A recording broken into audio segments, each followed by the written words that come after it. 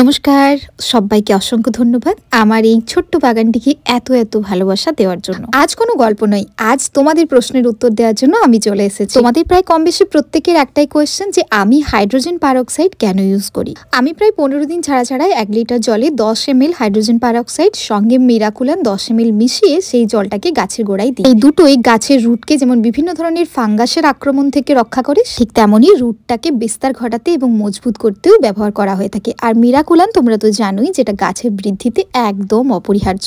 তোমাদের দ্বিতীয় কোয়েশ্চেন যে এই ফুলটির নাম কি। এটি একটি মেক্সিকান প্রজাতির ফুল আর এটির নাম প্লেরোমা। অনেকে এটাকে বলে পেলেরমা বা এটাকে কিন্তু টিপু চায়নাও বলে থাকে। এর কোনো গন্ধ নেই ঠিকই, তবে কালার অদ্ভুত সুন্দর। আর মূলত এটা এই পার্পল কালারেরই হয়ে থাকে, তবে অন্য কালারের ভ্যারাইটিস পাওয়া যায় কিনা আমার ঠিক জানা নেই। আর এই জবাটির নাম আমাদের ভাষায় এটাকে কাঁটা জবা বললেও এর actual scientific name cranberry hibiscus. আচ্ছা, তোমাদের কার কার বাড়িতে এই গাছগুলো আছে জানিও।